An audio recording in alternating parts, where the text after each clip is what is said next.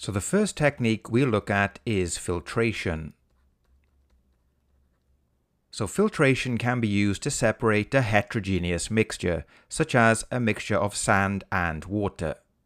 In filtration, the mixture is poured through a filter paper which has very tiny holes in it, and it allows the dissolved component through, but anything that's not dissolved will not pass through the filter paper. So here we can see that the sand, which is not dissolved in the water, is not passing through the filter paper. Anything else that is dissolved in the water will pass straight through the filter paper and into the beaker below. So filtration can be used to separate a heterogeneous mixture that has an insoluble component, but it cannot be used to separate a homogeneous mixture. Next we have evaporation. Evaporation can be used to separate a homogeneous mixture such as salt and water. During evaporation, the mixture is heated using a Bunsen burner. The water evaporates, leaving the salt behind. So evaporation can be used to separate a mixture where one component is dissolved in the other, for example, salt dissolved in water, which is known as a homogeneous mixture. Next, we have distillation. Distillation can be used to separate a mixture of two liquids that have different boiling points. The example here is ethanol and water. The mixture is heated and the substance with a lower boiling point will evaporate first. Once evaporated, the ethanol vapor rises up and then condenses in the condenser back to a liquid and is then collected in the beaker. The water with its higher boiling point stays in the flask. Next we have chromatography.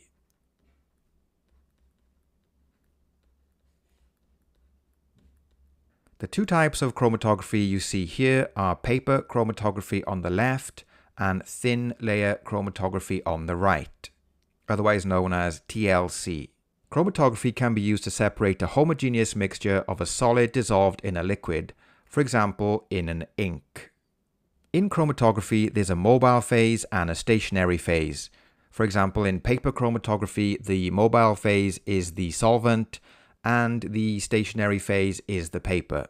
The idea is that certain components of the mixture are more soluble in the mobile phase versus the stationary phase. For example, this yellow ink is more soluble in the mobile phase, therefore it rises higher up the paper than the purple ink, which stays nearer to the bottom. And by using the different solubilities in the mobile phase and the stationary phase, the components of the mixture can be separated. So next we look at solvation.